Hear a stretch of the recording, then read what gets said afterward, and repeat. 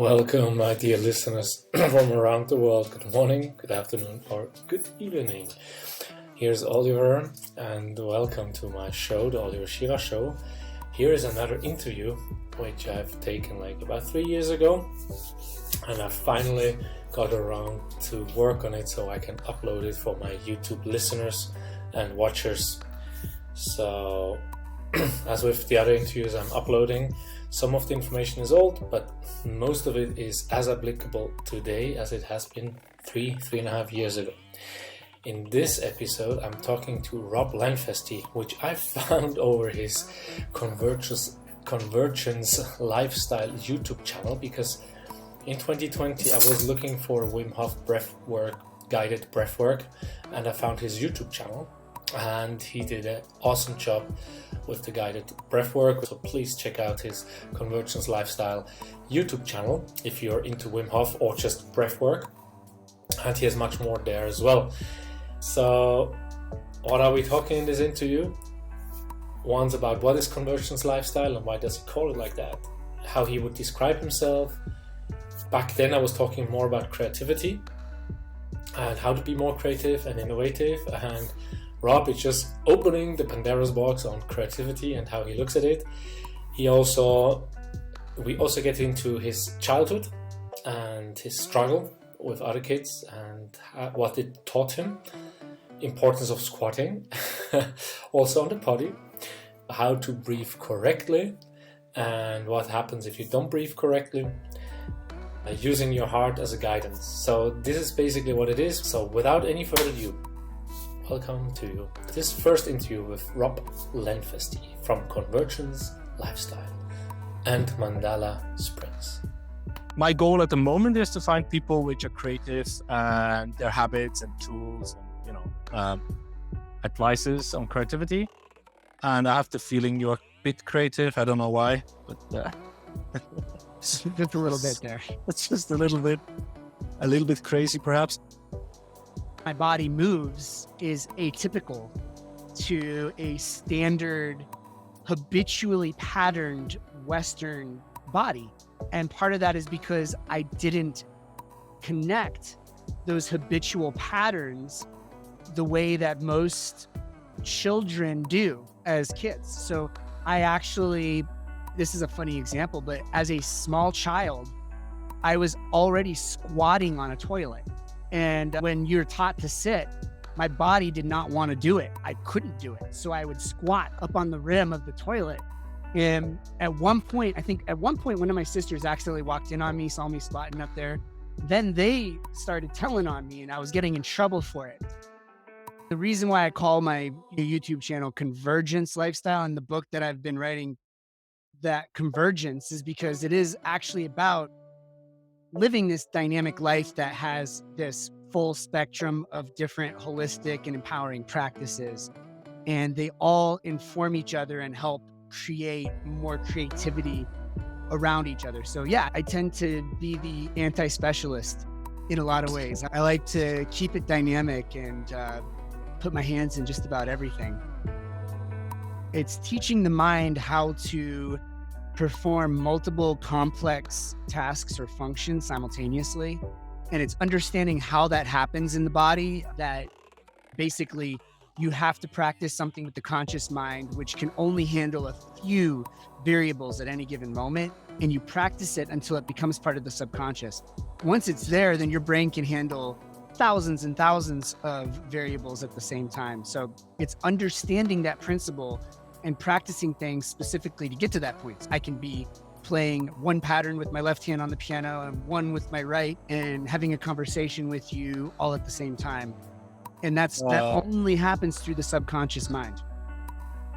My goal is to make this into a new box.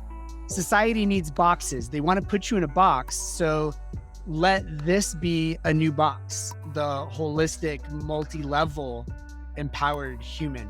Let that become a new specialty. What's fun about it is you don't have to take the path towards that exceptional mastery that only comes if you were to focus yourself entirely on one thing. Now, what I do think is as you learn to learn, because that's what this is, it's about learning how to learn well. I think that you actually gain greater competency in anything you're doing more rapidly. Welcome. This is another episode of the Oliver Shearer Show. Today I'm the host, but the audio recording is on the other side. So we have some technical issues. And I'm talking, now let's get that right, to Rob Lenfestey. You got it. I got it. Yes. And I found you on YouTube. Where did I write down how that is called again? Convergence lifestyle. Exactly. Convergence lifestyle. And you're not only doing that for 2 months, I think. You also are doing mandala springs. You do mandala chocolates. You're a Wim Hof instructor, a yoga slacker. You do your own music style. And I think the climbing in nature and all kind of, outdoor activities. Did I get that right? Yeah, I like to call it, I mean, the reason why I call my brand new YouTube channel Convergence Lifestyle, and the book that I've been writing, that Convergence, is because it is actually about living this dynamic life that has this full spectrum of different holistic and empowering practices. And they all inform each other and help create more creativity around each other. So yeah, I tend to be the anti-specialist in a lot of ways. I like to keep it dynamic and put my hands in just about everything. Yeah, I've seen one of the videos you have on YouTube that you like to have like 4 things going on in the same time, so you can jump in between the tasks. Is that still correct? Oh yeah, I mean, well, it's more like teaching them.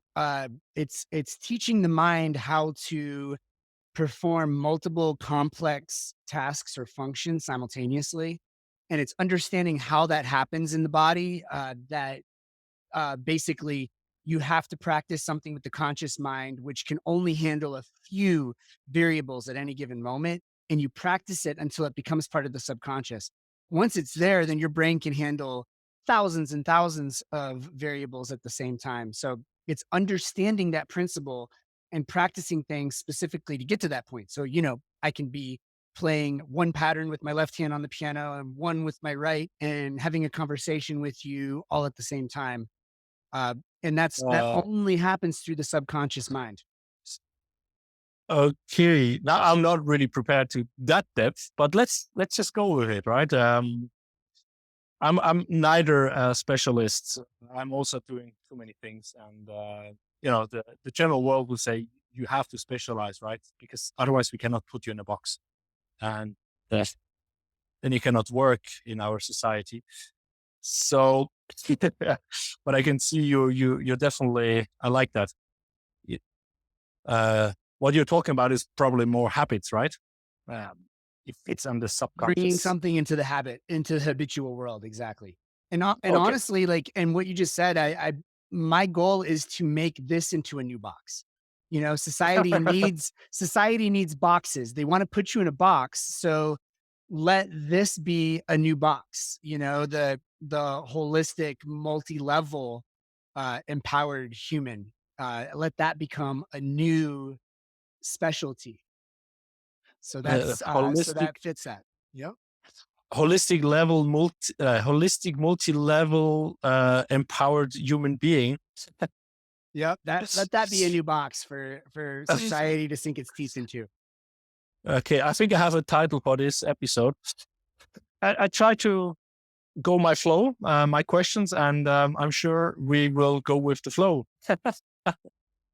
So let's say I don't really know you. I just reached out 2 days ago, I think, and now we are sitting here and we have this amazing talk. I'm sure. So if you have to describe yourself with, I normally ask for 3 things, and it can be professionally or private. But I think for you, that's anyway all mixed up. So how would you describe yourself for someone who doesn't know you, like our listeners here? let's see, how would I describe myself in a concise way? So if there's been a single challenge for me in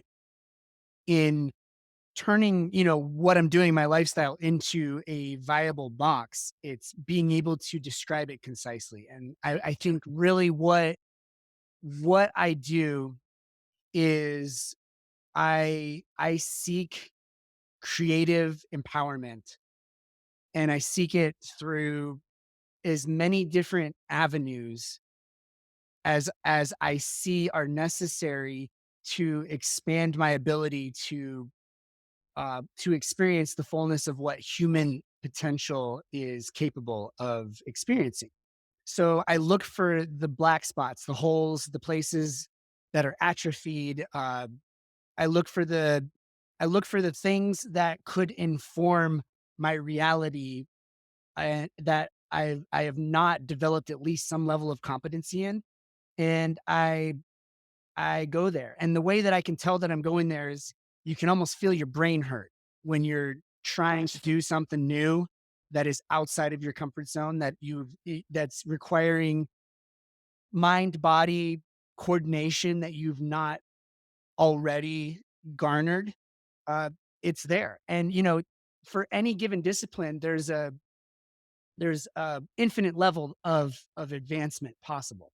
So it's really just making sure that I'm gaining a basic level of competency in most of the important areas of human development, because I believe that they all inform each other. And so that was like totally not a 3-word concise way to describe what I do, but I think I did a pretty good job there. I didn't ask for 3 words. I just generally asked like 3 things to describe. Some people say I'm an open person. I'm challenging the status quo, and these answers, right? Oh, of course. Yeah. And it's just, for every one of those answers I could give, a lot of times, then in my mind immediately I see the negation. I'm like, yes, but the other, like the balance. So that's where that becomes more difficult, uh to really define myself, is because it's like, there's certain ways that being open are the most important, but uh, you have to know when to close a loop and when to open it in order to grow effectively. Because if you just stay completely open at all times, you're not necessarily going to be growing effectively. You're going to be dispersing your energy too much in any given moment. So it's just an example of how, yes, and as far as anything that I would describe myself as in any given moment. With what you just said, you opened the door for a weekly podcast with me and you, finding out what creativity is. Um, Now, but let's try to keep it on this episode for now. Sure. It's great. I mean, what you say, opening and closing, and I just like, my brain went all the ways, because if you're always open, right, you just try to absorb new things all the time instead of growing on this one thing you are, and then open up again and add and grow a different way. Is that the way you try to say it, or? Yeah, essentially, if you're just staying completely open to whatever the experience is bringing at any given moment, I mean, there is a level to which that's necessary. That's kind of how you get new inspiration and new ideas of what you want to put your time and energy into. But then you've got to close the loop so that you can focus and actually practice and gain competency Yes. in something, and grow in something, and be able to actually expand your competency in any given discipline. And that's a lifetime refinement of knowing when it's appropriate to open up and to start receiving more creative ideas about what you want to spend your time on, and when you want to really close that loop, focus and practice. And that's part of the art. And I think that's something that there's no definite formula for. It's more as you experiment and as you go about life doing these kinds of things, it's something that you refine over time and get better and better at. So you're not wasting energy. You're not dissipating or dispersing your energy in inefficient ways. You're maximizing your growth potential in any given moment, and what without compromising your creativity. The extreme of this is the specialist who stays hyper focused and hyper narrow in their discipline, and they don't ever open up. And so there's all of these other avenues and aspects of their own creativity that they don't ever explore. And I think their specialty suffers for it, because the way that our synapses work in our brain, at least, if we want to just focus on the brain and the synapses, is they all interconnect. So if I learn a piano pattern, it's going to create synapses. It's going to exercise a part of my brain that I've never used before. But the key there is those synapses aren't just dedicated to that piano pattern. Those synapses are now reaching out, sending out new connections to all these other parts of my brain. So like new potentials that I wasn't even looking for around getting on a slack line or some sort of movement pattern that I'm working on are going to exist. I'm going to gain new creative perspective on every single thing that I do from anything that I practice. So what this does is it creates the innovator. That is if you want to put somebody living this kind of lifestyle into a box, it's the innovator, because any problem that I am approaching with a much wider perspective of experienced reality than somebody who's, say, a specialist. A specialist might Okay. go so far into mastering their little profession, but they're going to stay kind of in a creative box of their own creation relative to it. When you spend your time really endeavoring to stay evenly skilled within the holistic spectrum of human experience, then you're able to look at any given specialty that someone else would have with an innovative mind, and you're able to be an innovator within it, even if you're not the like, super prodigal master of that discipline. So it's extremely valuable. It's one of the most important roles that can exist in any discipline. And it's what's fun about it is you don't have to take the path towards that exceptional mastery that only comes if you were to focus yourself entirely on one thing. Now, what I do think is as you learn to learn, because that's what this is, it's about learning how to learn well. Um, I think that you actually gain greater competency in anything you're doing more rapidly. So you're not necessarily like focused, specialized master, but you're going to have a completely unique creative relationship to whatever you do, whether it's playing music or moving or creating a holistic chocolate or food business, creating a retreat center, whatever it is you're doing, you're going to have it's going to be informed by a wider and broader spectrum of creative potential. And that's kind of the key juice, the essence of my perspective strategy and what I'm doing in the world. Wow. My brain has like all these boxes now, which I want to ask you. It's just so many questions I could ask. To keep my flow, I know probably it's breaking the flow a bit, but let's see where it's going, because I ask my guests normally the color question. I don't know if you have heard it. It's like, if you're a new color in a crayon box, what color would you be and why? Oh, I like that. So let's see. I would be a color that uh changes based on the medium that you're drawing on. So literally, you take this one crayon, it's probably going to be some indistinct color like when you're looking at it, but as soon as you start drawing on this type of paper, it has a completely different color than when you start drawing on this other type of paper.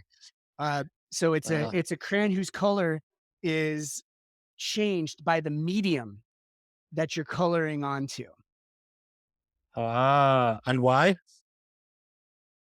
Because that is exactly the way that I function in the world. It's like the way that I perform and the way that I behave is changes to, based on the medium. So if I'm out in the woods and I'm in nature and I'm moving on all fours, there's a different behavior. There's different layers of my personality, different layers of the way that I function that are happening than when I am sitting here on a podcast in front of a computer with a microphone in my face, than if I'm on a stage in front of 3,000 people playing the piano with a band. Uh, they're like the color, which is essentially like my personality, what I share. A crayon shares its color with the medium. So I'm the whatever that color is, it's going to actually change dynamically depending on the medium. And of course, there's always the aspect of the personality. A crayon is always a crayon, no matter what medium you're coloring onto. But it's being able to color in a dynamic way. This is a smart crayon too. It's not just changing its color based on what you're drawing on, but it's actively paying attention to the medium that it's drawing on, and it's choosing the color that seems most appropriate for that medium in any given moment. So it's not just random. We're talking about the Okay. crayon of the future here. Oh, we just made an episode on crayon. Super. That's like, wow. Very, very creative. I can see you really absorbing. Um, and don't ask the question about the sound note, because I've asked some musician what sound note they would be. I can changing. You press once the button and it changes the feeling. So these questions are meant to break the ice, but you broke it from the first tone. if you had, perhaps you're up to that question as well. If you have a secret not many people know, and I have to be careful how I ask it. It's not like a dirty secret. It's more like something. It could be a habit you do, or something people wouldn't expect you to do. It could be like you're dancing around in a pink tutu all the time, when no one is watching, or you have like a secret room with all kind of toad sculptures. Do you have something like that? I'm sure I've got plenty. Well, the thing is because of the way that I live in the world, there's not much that people wouldn't expect from me at this point. And it could be pretty like out there and radical, and uh, it wouldn't necessarily not fit in the life that I've created, but Yes. I don't They, necessarily. they expect you to do that. They Let's expect me say, to do the unexpected. yes. So, okay. I mean, you answered it perfectly. But when I see you're really you like this jack of many trades thing, because you learn something new and you can use it in a different way, in a way some people wouldn't expect it, because it keeps your brain active, your body active, your spirit. So when you were younger, how were you? Have you always been like that? How has the past been to become this kind of, master of learning? So that's actually a great question. And it actually it actually ties back into your last question, like the answer there. Like so essentially, um, as a child and in growing up in general, part of what has allowed me to get to the point that I am is that I wasn't it was not easy for me to to fit in to a normative cultural reality as it was for other children. I struggled. So I wasn't like the easy things, the easy like behaviors that you just mimic from your friends and that you mimic from society and the way that people interact with each other. Something wasn't connecting in the same way for me as a child. So I was always really kind of clueless about social norms, and it created a lot of issues for me, and it was a lot of confusion around that too because I was getting a lot of negative feedback as a child from my I can behavior. imagine. Yeah, I was getting tons of negative feedback, but I didn't have any tools to understand why. or what I was actually doing that was creating the negative feedback. And there was no system in place to support me in understanding what was different and why.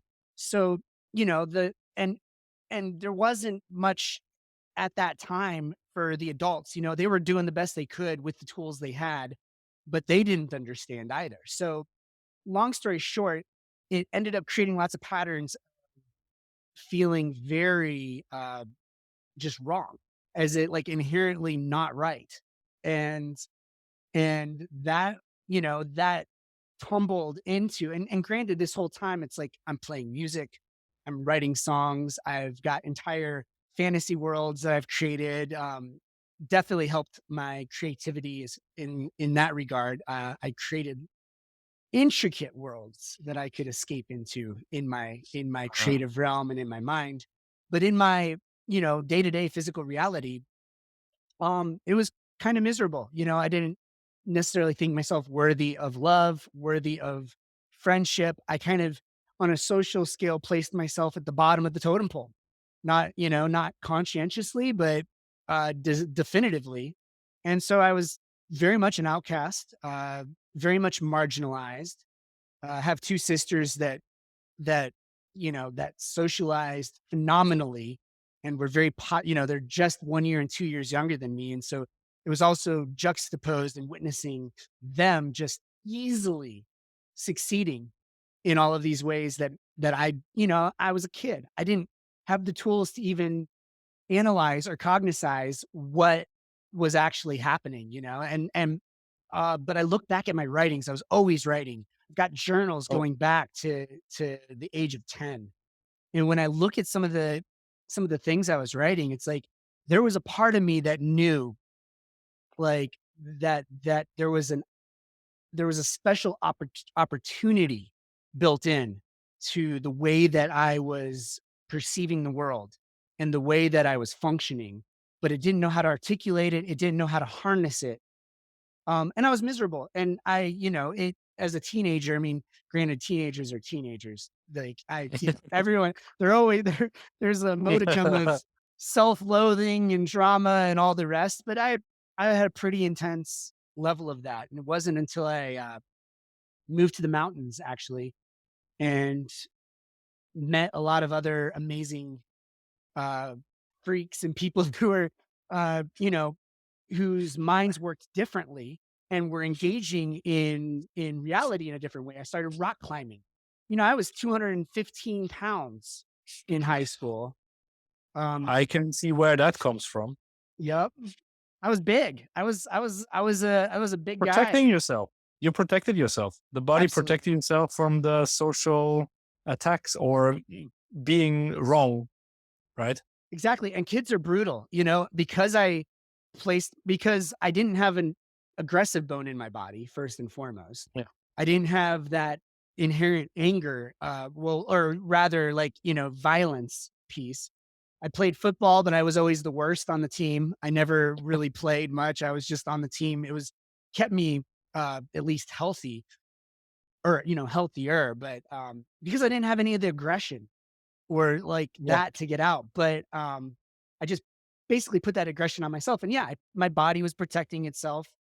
Um, but yeah, as soon as I didn't need that, literally overnight, it did not even take weeks from the moment that I moved up into the mountains to becoming obsessed with rock climbing, becoming obsessed with it. And I got super healthy.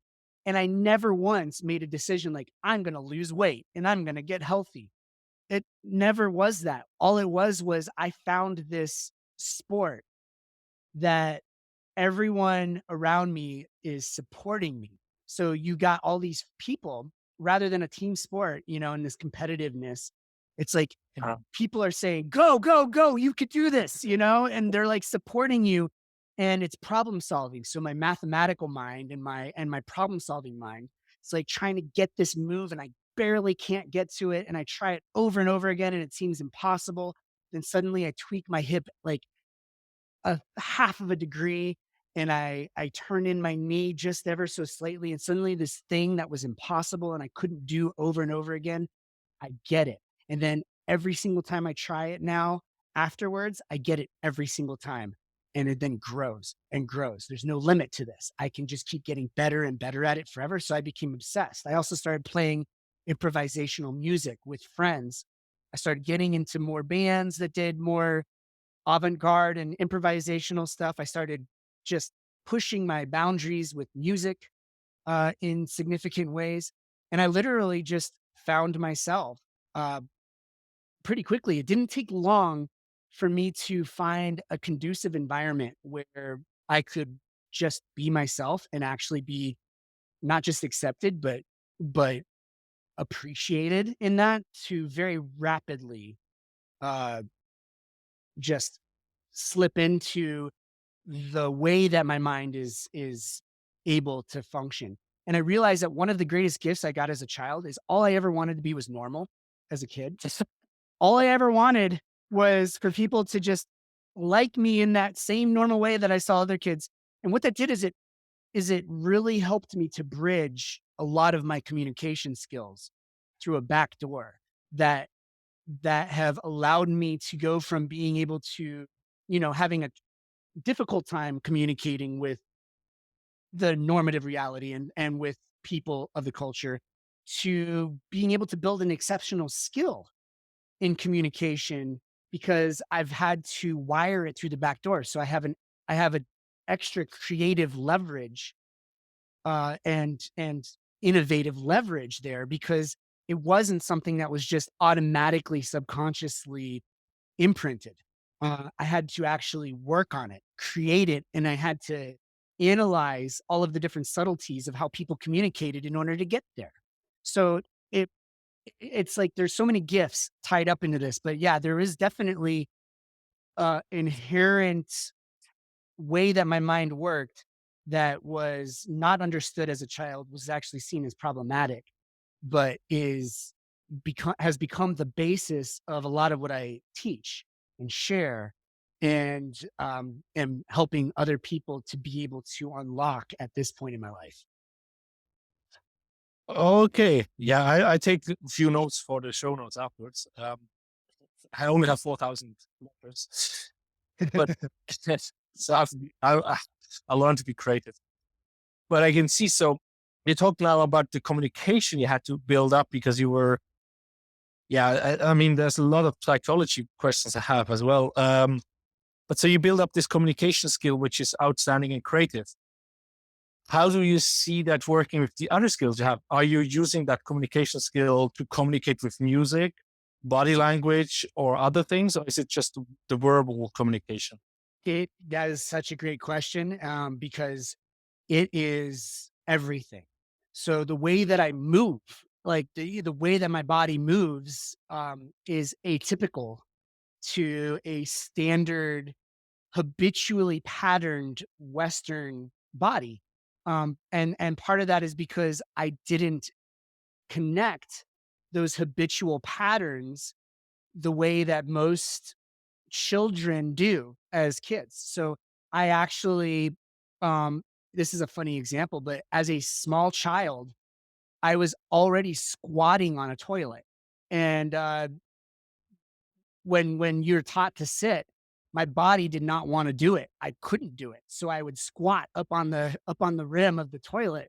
And at one point, I think at one point, one of my sisters accidentally walked in on me, saw me squatting up there. Then they started telling on me and I was getting in trouble for it. So all the adults were like saying, "You can't do that. That's wrong. What are you doing?" And my sisters actually found out that they could, if I was in the bathroom, they'd go and look under the door. And if they didn't see feet, they'd go be like, "Oh, Robbie's squatting on the toilet again." And the thing is even getting in trouble for it, it was so inherent to what I just I it wasn't some conscious thing. It wasn't like I was mentally fighting something. It's just my body knew what it needed to do and did it, that I continued to. I basically can say that I can count on one hand the number of times I've sat on a toilet and in my entire life. And here we are today in this situation where suddenly there's these squatty potties and it's like this massive product And it's the big thing. And everybody's like, yeah, we need to stop sitting down on toilets. We need to start squatting. And this is something that, what I inherently had because I wasn't at the time it seemed for worse, but definitely for better ultimately. I wasn't being as easily uh habitualized into that human communication. And so that's a lot of that body communication. I'd say the majority of it, There's like so body that movements, etc. Right? exactly. Like, so you were not. I mean, I have to laugh now that you tell me that. That just was in the Corona times here in Denmark. We are pretty liberal, not as liberal as the Swedish people, but we can move pretty free. And I just saw these young people just like this cool walk. I'm like, come on, you're 14 years old and you walk like you're like just Little gangster walk, like the swag or yes, whatever. exactly. Like, what's that all about? So I can just imagine. But you also said you were 200 pounds overweight, and you say you squat on a toilet, and we have these hanging toilets. I mean, so how did that work? Well, I grew I was 215 pounds and I had a big belly, but a lot of it was very well dispersed around my body. I was just big in Ah, general. And yeah. the thing is you got to imagine I was squatting my on toilets my entire life. So my body developed around that behavior. So my hips, the flexibility in my hips, the flexibility in my ankles and my knees, the way that all of my joints and my lower back, especially like lower back mobility, all of these things from a very early age developed to support that behavior. So even as I got bigger, and I didn't get bigger until I was a teenager. Um, I was hyper active as a child. I was climbing trees and I was doing all the stuffs.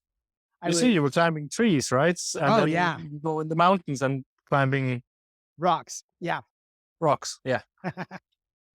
But I was just thinking, when you grow up, I mean, these rims are not really big, but we don't have to go into details. I mean, but you said about these squatty potties. I haven't heard about that in Europe. Well, at least in the United States, it's this huge product right now. There are these little stools that slide underneath your toilet. You slide it out and you put your feet on it, and it creates that physiologically correct squatting position that lines up your colon in a way that allows the body to eliminate appropriately. So it's a huge product, multi-million dollar thing. People are starting to catch up with the idea that that the sitting position is a horrible way to eliminate. It blocks the colon. It doesn't allow things to flow properly. Human physiology is designed to squat, not just on the toilet, but in general. That's meant to be a physiologically natural resting position for the human body. So in the Western culture, we've become so inured to sitting, uh, just sitting in chairs, and the way that like blocks off the energy flow in the hips into the thighs, it changes our relationship between our ankles, our knees, our hips, everything. It creates uh, locked up energy. It actually fuses the spine in the lumbar, so like people's lower backs. It creates problems all the way up the chain. So even when I'm sitting in chairs, I like to squat. I'm trying to figure out how to get those paddles on my steering wheel in my car that people who are disabled have, so I can squat. So I can squat in my car. No, seriously, because my Squat in the car. because I can feel the detriment. I have Wow. enough. I feel the detriment of long hours of sitting in the normalized standard Western way that everyone is taught to sit, and it's physiologically inherently wrong. There's no way to justify it as right because you can see the inherent damage it does to Yes. the physical body. You know, so in my mind, it's like, well, I'm going to find every possible way to augment reality so that I can be in that physiologically coherent position. And that's including driving a car. I want the paddles so I don't have to use my feet, so I can squat in my have a squatomobile, you know? Yeah. Now that with the e-mobile and the self-driving cars, but you could still look into, after the chocolate and everything you do, to have your own brand for cars, so you can squat. Yeah, we'll Try, get there. but you're right. I mean, it's about 5 years ago that I started working out with a friend, and I didn't do leg squats because I blacked out many times. And he said, "Go ass to the grass, right? Go really deep." And I couldn't in the beginning; it hurt my knee. But only after a month already, the knee pain was gone from squatting.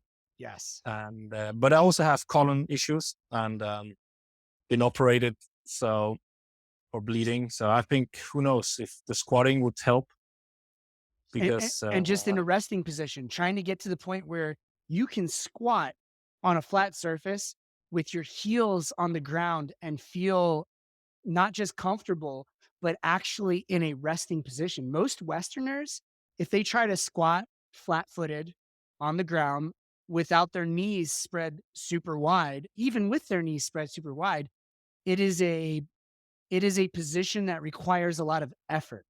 Uh, it puts a lot of strain on the lower back. It puts a lot of strain on the knees and the hips and the ankles. And that is due to a lifetime of this other physiological pattern that we've been taught. It goes with the breathing. This is a perfect example. Like, habitually, you look at little children, little tiny children up to the age of about 3, and they've got beautiful breathing. You see the breath go straight into the belly, fills up to the top of the chest, and then goes back down. It's amazing to watch. And then around the age of 4, the child will habitually, like, without even knowing what's happening, they will imprint the breathing pattern of the adults around them. And then next thing you know, the diaphragm starts working in reverse. It starts to expand on the inhale rather than contract. And therefore it actually blocks airflow to the bottom half of the lungs. And you have these people doing this very shallow, short chest breathing, and the bottom half of the lungs contains 70% of our potential air exchange. So people will spend their entire lives reverse diaphragm breathing, with their diaphragm literally sabotaging their ability to even get air into the bottom half of their lungs. And it's not just air exchange. Your lungs expanding, especially the bottom of your lungs, is one of the primary ways that all of your internal organs that are surrounding the lungs are designed to detoxify. They require that pressure from the inside to help to palpitate and to literally help them detoxify.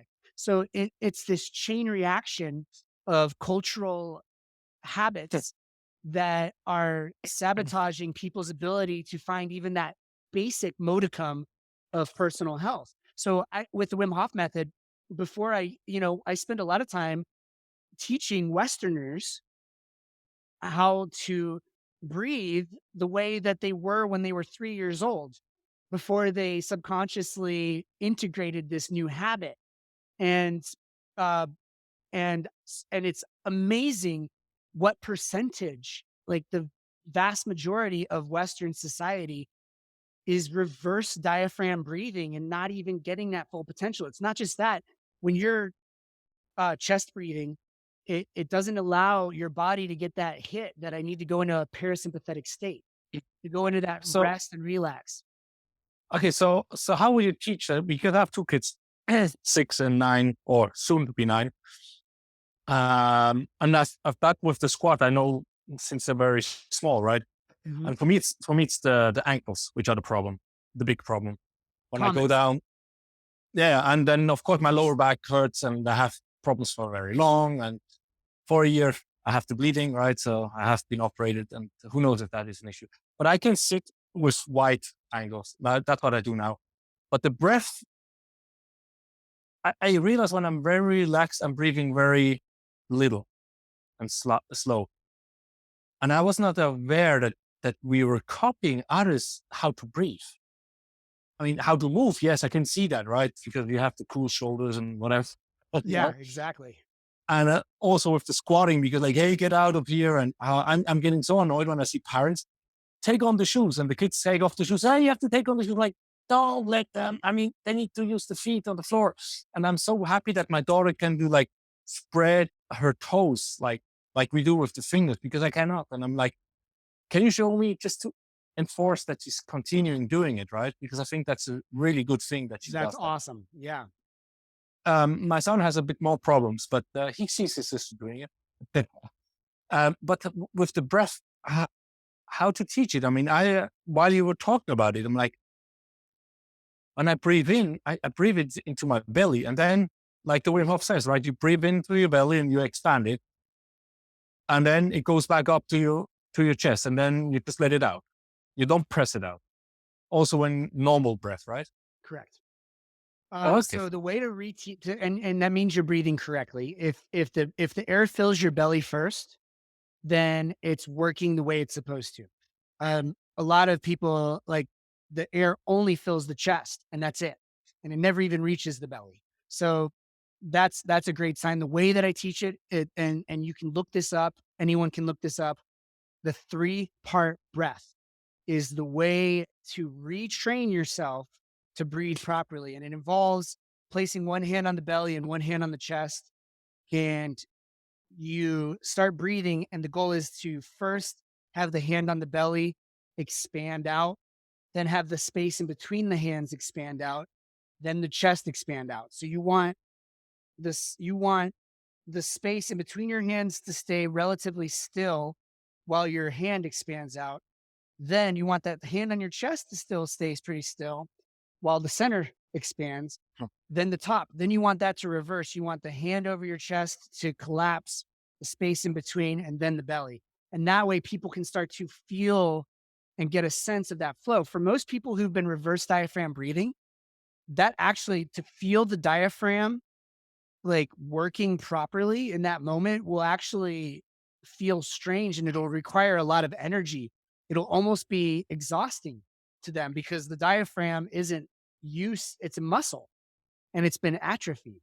So luckily, because it is the way that we evolved, and this is with a lot of these patterns, even though we have a lifetime of habitually doing it wrong, there is a physiological inclination to do it right. So it's a habit that is much easier for us to embody. Like, just doing it consciously a little bit every day. If you do a regular Wim Hof practice, it's the perfect time to practice that. You'll find yourself very quickly breathing correctly. And it seems like you've already got the proper breath going. But I've also been using your YouTube video for a week now, or 2 weeks, and Awesome. some other Wim Hof. I mean, as I said before, I don't know if I said it in the podcast. It's with Tim Ferriss having Wim Hof on his show in 2015. I started to look at it, but I didn't really know what to do because there were not really videos out, and you need to do it some kind of right. And because also in your video, you really like breathe in, breathe out. And I had a course in November, and it really, like, he explains, really go into your belly, fill it up into your chest, and let it out. And don't press it out, just let it out.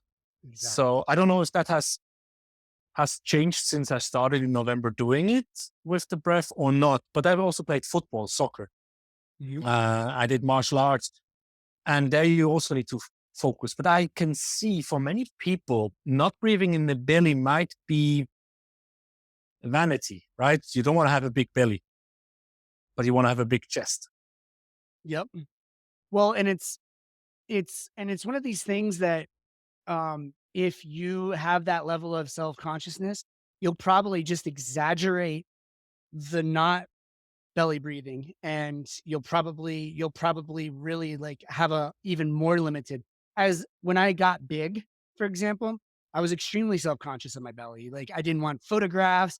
All of my photos showed me with my arms kind of crossed, like hiding, that, and that sucks. And so, yeah, there is a psychological pattern there. but it just goes so much deeper than that. Like you see people who have no awareness whatsoever. They have no like conscious or even subconscious uh like vanity based reason. They just simply watched their anxious parents and anxious adults and then all the kids around them just habitually breathing in this way and without even knowing what was happening. That's how powerful cultural habits are. They breathe the exact same way. And it is so common. It's actually more common in our culture than people breathing correctly. And that's part of the source of all of this anxiety, the fact that people stay in a sympathetic state. So when you say, the Wim Hof method, like you don't push the air out, you just let it out and relax, that's to stimulate that parasympathetic rest and relax nervous system response in the body, because that's what's missing in a lot of people's lives, to the point where a lot of people are staying in a sympathetic nervous system, a fight or flight, active nervous system state, even while they sleep. They're never getting into a full rest and relax, which means their organs are never regenerating.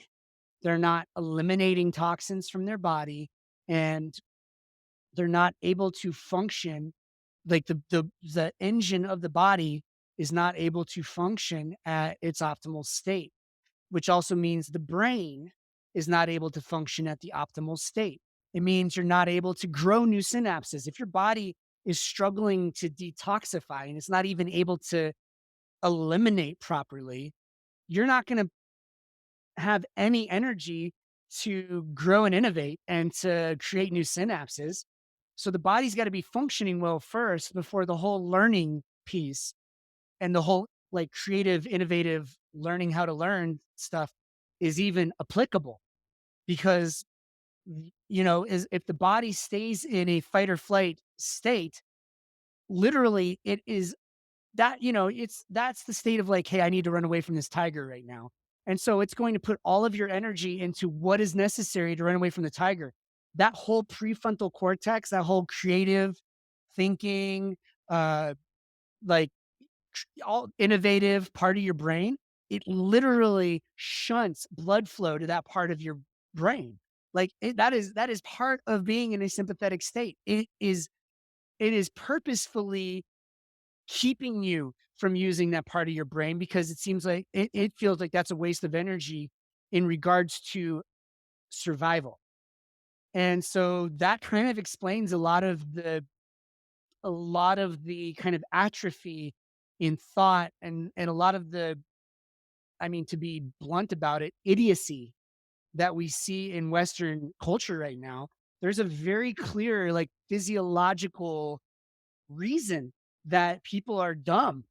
And it's not because they are inherently dumb, but it's because they've been habitually shown through the world around them from being small children this fight or flight reality that's literally kept the part of their brain that creates all of the creativity and inspiration and everything else underdeveloped. But what's good about this is that you get the body in line, you get that sympathetic state functioning again, and very quickly and rapidly, you start seeing the prefrontal cortex and all the rest of the brain and the corpus callosum that balances both hemispheres. You start seeing this stuff light up, and it's rapid. You can rapidly increase your level of holistic competency when you're not fighting your body, essentially. Yeah. Oof. Now we're in the Corona time, so there was a lot of videos, interviews, and podcasts talking about many of these things. So it's not only, I mean, you put the point, something I haven't really been aware of, but it makes a lot of sense. Like breathing into the belly. So once you use the muscles different. Secondly, you help the organs to detox better. Mhm. Meaning when you sleep, the body needs to detox less because you already through the breath through the day, you have already detoxed some part of it, or a big part probably. And if you're with that breath, you're also going to the fight or flight mode, because it's when you're scared, you breathe shallow. And because we are observing others. And that's also movies, right? We also learn from watching movies and stuff. Oh, for sure. So who knows where it comes from? Then you're in the constant, tense mode. And I had 10 years of, not sleeping well, etc., etc.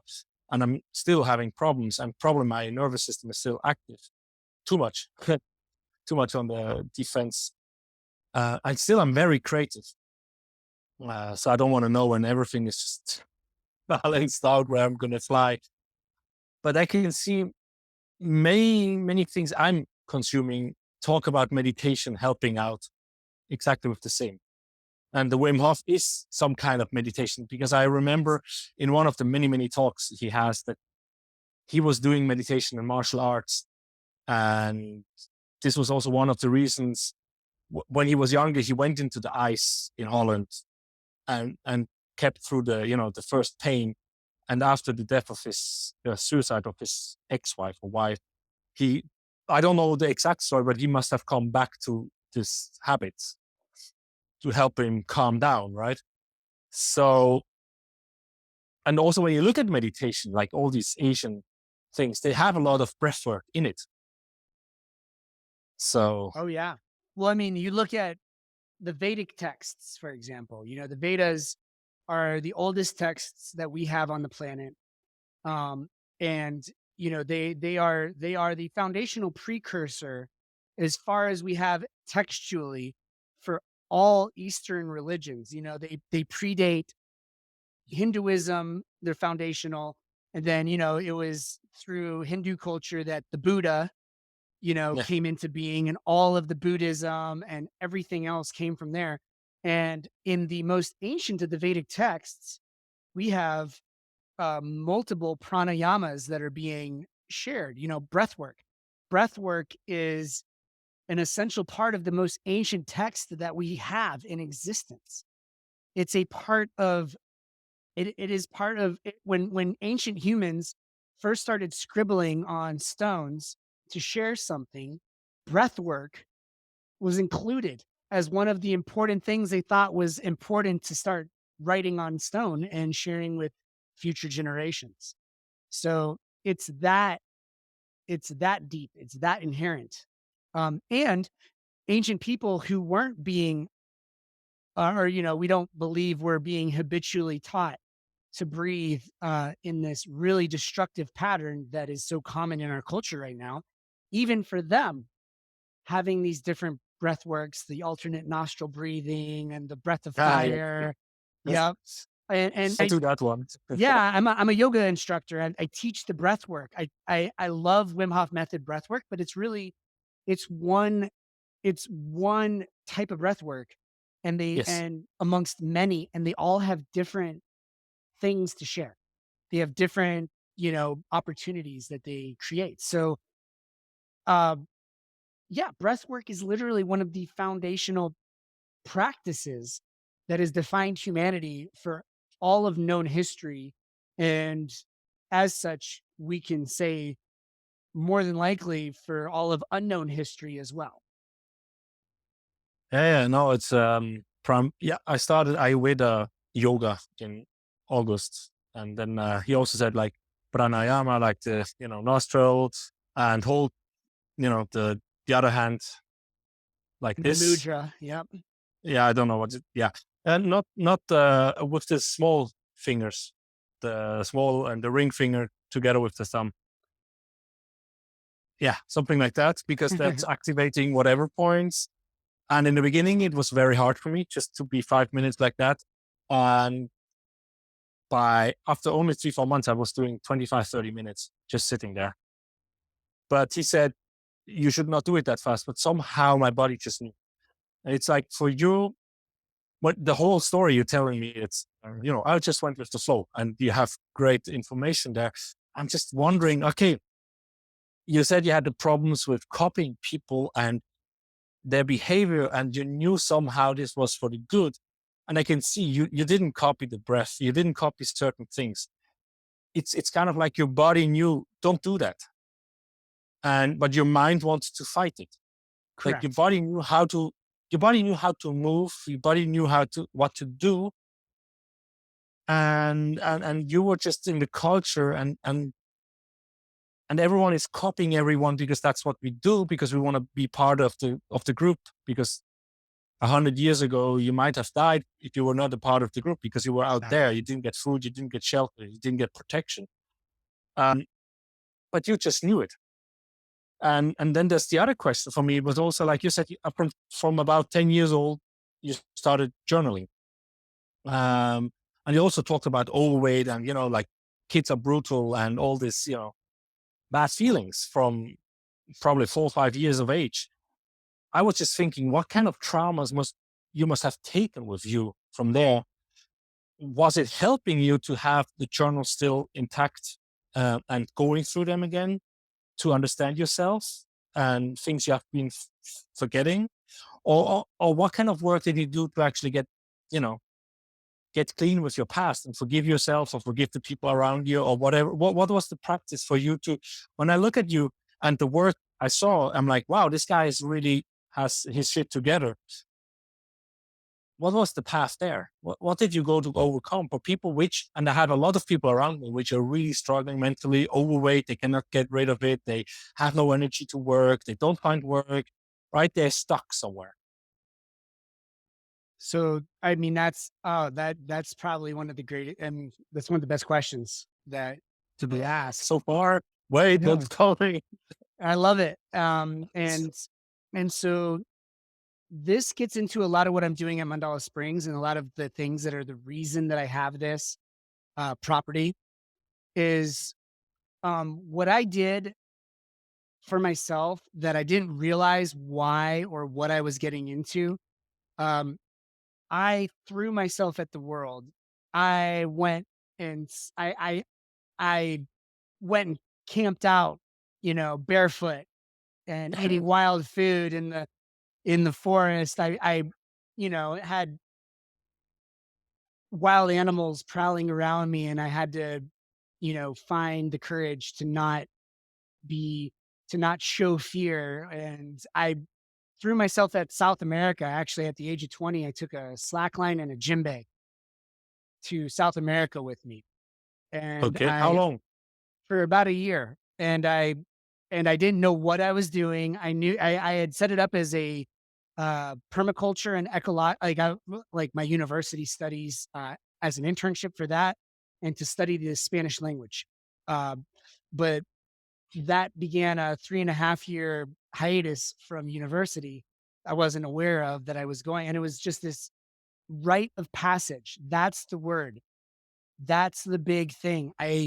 Without realizing what I was doing, I gifted myself something that is fundamental to human evolution, to us becoming mental, emotional, and spiritual adults. So what happens is you have a person who physically grows, but they remain a mental, emotional, and spiritual adolescent till the day they die. That is what Western culture does. And the biggest reason for that is what we're missing are these rites of passage where you are tested, really tested and against the world, where any sense of identity or any sense of what you think you are, what you think you're capable of is really pushed, pulled, and stretched. And in ancient days, when at a coming of age, when a kid would reach a certain age, especially men, because women all have this, giving birth is an incredible rite of passage. Yeah. It's utterly insane, but men don't have the equivalent. It's something that we have to go out and get, and across the world, regardless of where they are in like ancient cultures, tribal cultures, all share that at a coming of age, at some teenage year, the men will go out and have some sort of really profound, like physically dangerous, like test that'll essentially act as a rite of passage for them. And Yeah. and in lieu of that, people are just expected to slip into that, comfortably numb, social reality, get your job, get your house, do your thing. And they've never been tested. They've never had, they've never seen their limits. They've never stepped outside of their comfort zone enough to know what actually defines their limits and their boundaries. And so one of the biggest things that I did for myself is I threw myself at the world. And for example, I went and accidentally like became the youngest person to solo climb Aconcagua, the tallest mountain outside the Himalayas. Okay. That like so I Where is that? It's in I haven't heard Argentina. about that. It's In the tallest, Argentina. it's the highest point in the Andes, which makes it the tallest point outside of the Himalayas. And 7,000 meters. And Okay. it's Mhm. And you were okay. You said you were you said you went for 1 year, but you were 3.5 years actually in South America. What? No. I when I came back to the United States, I moved like I kept going. I moved everything I So you owned. were just 3.5 years away from university, so they Correct. didn't know where you are. Okay, yeah, I just had to ask. We can do many episodes, I'm sure, because there's so much wisdom, and I want to talk to you because this rite of passage. Of course, it came up to my mind. You mentioned the women with giving birth, and like just that's why women always say men are just children. Exactly. Because many men don't go through that. Native Americans, they have the same rite of passage. I don't know, at the age of 16, 18, whatever. Exactly. They send you out for 3 days into the wild with nothing. Last year, I've been in a mastermind retreat in Bulgaria, and an American dude living in Slovakia, I think it is, told me, go for 3 days in the forest, no water, nothing, and just stay there. I'm like, no water? Seriously? No food, I can understand. And I tried to answer, he didn't answer yet. Ask him about where this idea came from, because I saw it on the Indian, Native American passage, rite of passage. And I definitely had several opportunities to do that for myself, but my Western educated mind did not allow it. I was afraid of losing the internship for going to study and all these things. And so I didn't continue when I was in South America. I had the chance to also travel, and I loved it. Just a backpack and just Go. I was in Ecuador, and I just loved it. It was a different feeling. And you were also talking about, healing, reducing the nervous system, pranayama, and all these things. What I've also seen, I'm doing a lot of Mind Valley classes with Vishen Lakhiani. I don't know if you have heard of him. Vishen Lakhiani. No. I can give you a link. Please do. And before it was Tim Ferriss, the master of everything, and jack of many trades and master of none, which I very much related to. And what you say, I relate even more, because I cannot live with one thing. And Vishen Lakhiani was talking about. Yeah, now I lost my track because I'm going everywhere. But also with the healing and visualization and growing and meditation and feel into your heart. That's where I want to go. That you really feel the heart. Yes. And that is healing. And you were talking about learning something new, and all the neuro, the brain is making connections all around everywhere. When you're creative for 3 days, you can see that there are brain cells growing in your heart. Yes. And your gut, actually. Both, like, there's more neurons in your heart and gut than there are in your brain. Okay, about the gut, I knew you have a lot of bacteria and other not human cells there, which are actually helping you to think gut feeling. And the heart is related to the creativity and the love. You can actually feel the energy of the heart.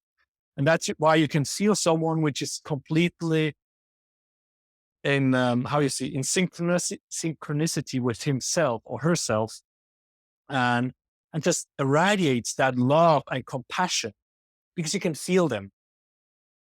And we in the Western world, one thing is we lost the breath. and therefore we are always in the fight or flight mode. So we're not really sleeping. So there's not much more space for love. If there's not a lot of space for love and compassion, there's not much for creativity. That's why we are like sheeps following the leader. And I can see that with this coronavirus, but I don't want to go into that.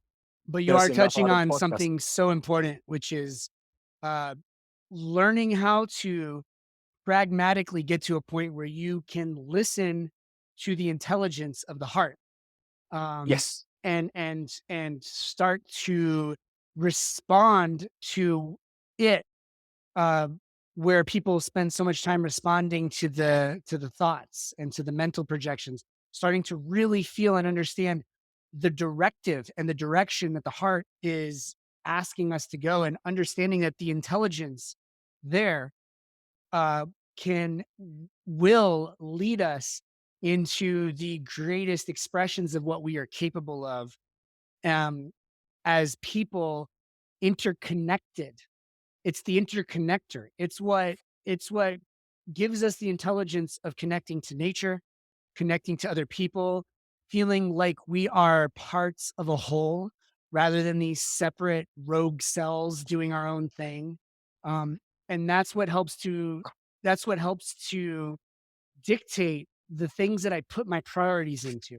Like, my priorities are what is going to create the planet, what's going to create the culture that I want to see my great great great grandchildren inheriting.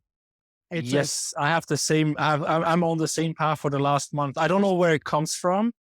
It was always inside me. Jesus, we can have a 5-hour talk. We can go really, really over time we will. Yes, because there's like, I want to know, like, when you had the path, the rite for passage, did you have like an awakening, like a moment where like, whoa, you were so filled with love and you just knew where you go, or did that come another time, or So the answer to that question is a massive yes, but it Fantastic. wasn't just one time.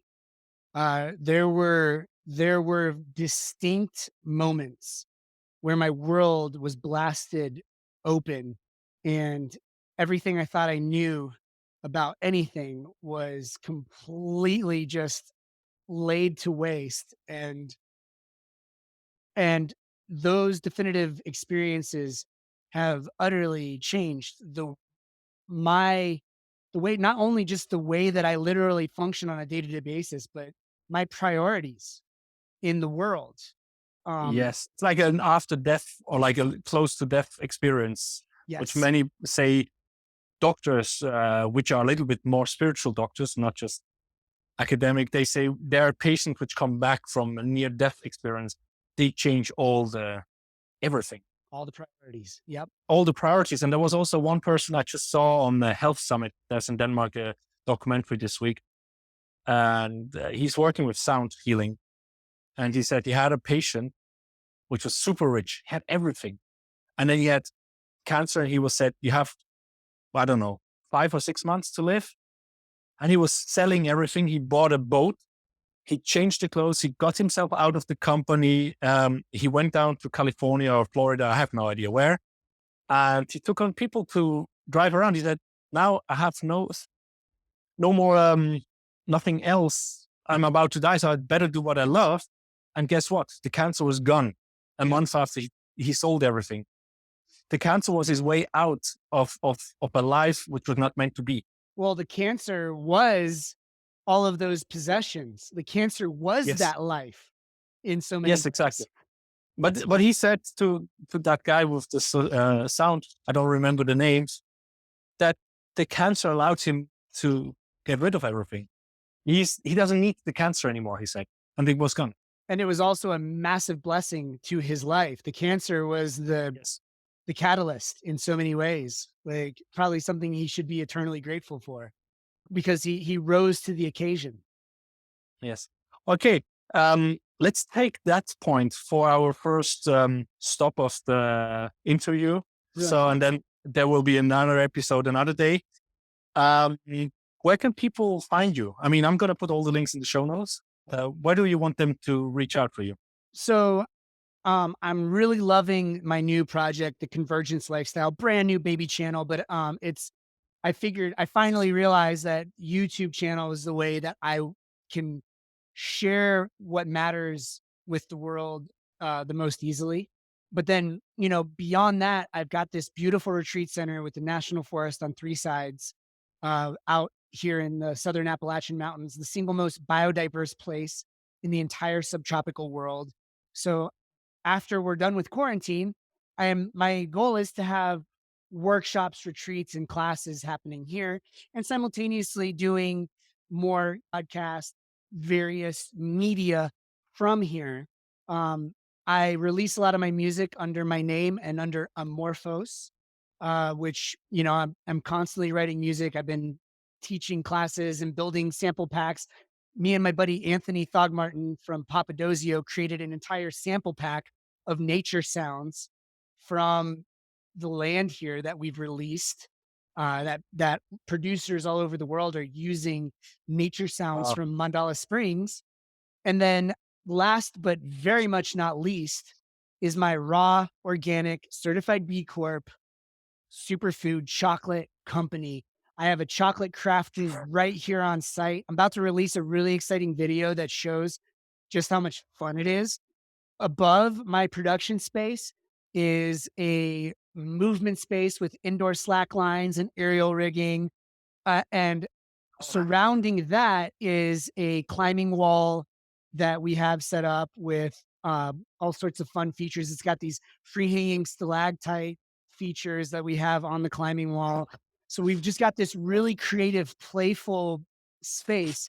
The chocolate is made right here. I use wild crafted herbs that I got certified organic for the first time ever that I get from my land, which is also certified organic. Oh, it goes so deep. That's why it's I mean, that's why we have to have another episode where we actually, I thought I'm going to ask you, about your different products and everything you do, but we went so much down the spiritual path and your story. So that perhaps next time we can focus on that part so the people get to know all the great products you do. And you are actually also writing on your webpage that you want, and you also mentioned now you want to leave something behind for your grandchildren, and you want to be, with respect the nature, respect people. We are Gaia. Whatever, if you're Bill Gates or whoever you are with all these fancy vaccine ideas you have, we all are from this earth. We are part of it, and it's a spirit itself. And I love what you do, so we have to talk about that. And yes, my daughter is calling, so she needs daddy help. Definitely. And thanks you for this time. And Of course. listeners, you know what you have to do. Keep your eyes open on Facebook, LinkedIn, and my webpage until the next episode is out. And I say thank you for today. It's been a pleasure. I always enjoy sharing. It's part of my mission. It's why I'm here. So looking forward to the next time. Great.